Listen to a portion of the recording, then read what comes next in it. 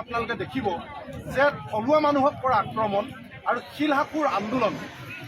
যি ধৰণে অসমবাসী ৰাইজৰ মাজত প্ৰভাৱ পৰিল, তেওঁ কৈ থকা জাতি মাটি ভেটিৰ যে মুখাখন খোল খাই পৰিল, উলকি পৰিল, তাৰ প্ৰভাৱ যোৱা নিৰ্বাচনত পোনপটীয়াকৈ পৰিল। আপোনালোকে দেখিব উজনি অসমত বিজেপিয়ে খিলঞ্জীয়া মানুহৰ অধ্যুষিত অঞ্চলত তেওঁলোকৰ ভেটি চপৰা চপৰে খহিল। গতিকে মই হিমন্ত বিশ্ব শৰ্মা চৰকাৰ ডাঙৰীয়াক অনুৰোধ জনাইছোঁ যে খিলঞ্জীয়া মানুহক ৰঙা চকু দেখুৱাই খিলঞ্জীয়া মানুহৰ আৰ্তনাদক বুঢ়া আঙুলি দেখুওৱাৰ ফল যিহেতু আপোনালোকে পালে, গতিকে যদি সঁচাকৈ আপুনি খিলঞ্জীয়া মানুহৰ মাজত জীয়াই থাকিব বিচাৰে, যদি উজনি অসমৰ খিলঞ্জীয়া মানুহৰ সমৰ্থন আপোনাক লাগে, তেতিয়াহ'লে প্ৰথম কামটো আপুনি কৰিব লাগিব,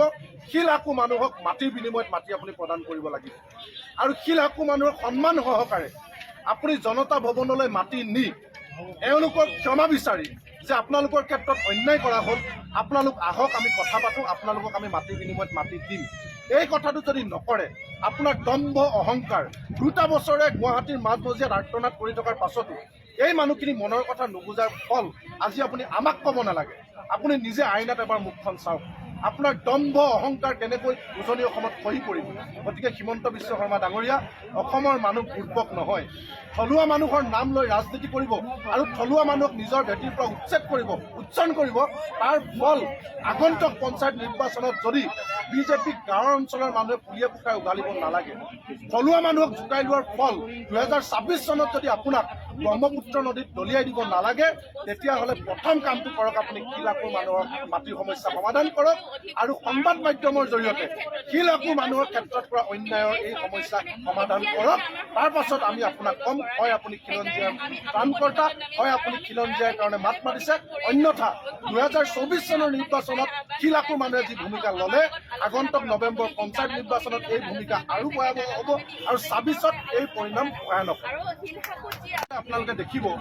যে থলুৱা মানুহক কৰা আক্ৰমণ আৰু শিলহাকুৰ আন্দোলন যি ধৰণে অসমবাসী ৰাইজৰ মাজত প্ৰভাৱ পৰিল, তেওঁ কৈ থকা জাতি মাটি ভেটিৰ যে মুখাখন খোল খাই পৰিল, উলকি পৰিল, তাৰ প্ৰভাৱ যোৱা নিৰ্বাচনত পোনপটীয়াকৈ পৰিল। আপোনালোকে দেখিব উজনি অসমত বিজেপিয়ে খিলঞ্জীয়া মানুহৰ অধ্যুষিত অঞ্চলত তেওঁলোকৰ ভেটি চপৰা চপৰে খহিল।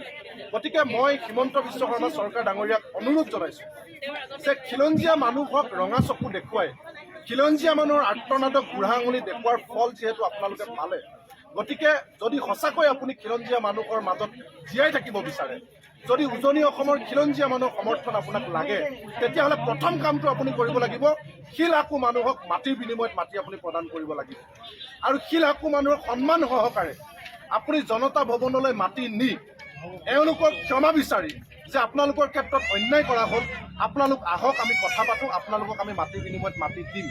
এই কথাটো যদি নকৰে, আপোনাৰ দম্ভ অহংকাৰ, 2টা বছৰে গুৱাহাটীৰ মাজমজিয়াত আৰ্তনাদ কৰি থকাৰ পাছতো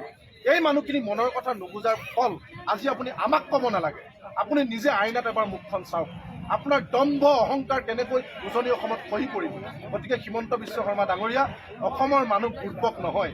থলুৱা মানুহৰ নাম লৈ ৰাজনীতি কৰিব আৰু থলুৱা মানুহক নিজৰ ভেটিৰ পৰা উচ্ছেদ কৰিব, উচ্চাৰণ কৰিব, তাৰ ফল আগন্তুক পঞ্চায়ত নিৰ্বাচনত যদি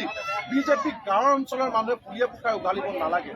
থলুৱা মানুহক জোকাই লোৱাৰ ফল 2026 চনত যদি আপোনাক ব্ৰহ্মপুত্ৰ নদীত দলিয়াই দিব নালাগে, তেতিয়াহ'লে প্ৰথম কামটো কৰক, আপুনি শিলাকুৰ মানুহৰ মাটিৰ সমস্যা সমাধান কৰক আৰু সংবাদ মাধ্যমৰ জৰিয়তে শিলাকুৰ মানুহৰ ক্ষেত্ৰত কৰা অন্যায়ৰ এই সমস্যা সমাধান কৰক। তাৰ পাছত আমি আপোনাক ক'ম, হয় আপুনি খিলঞ্জীয়াৰ ত্ৰাণকৰ্তা, হয় আপুনি খিলঞ্জীয়াৰ কাৰণে মাত মাতিছে, অন্যথা 2024 চনৰ নিৰ্বাচনত শিলাকুৰ মানুহে যি ভূমিকা ল'লে, আগন্তুক নৱেম্বৰ পঞ্চায়ত নিৰ্বাচনত এই ভূমিকা আৰু ভয়াৱহ হ'ব আৰু 26ত এই পৰিণাম ভয়ানক। শিলহাকুবাসীয়ে মাটি ঘূৰাই পাব লাগিবই, মানুহক উচ্ছেদ কৰা চৰকাৰ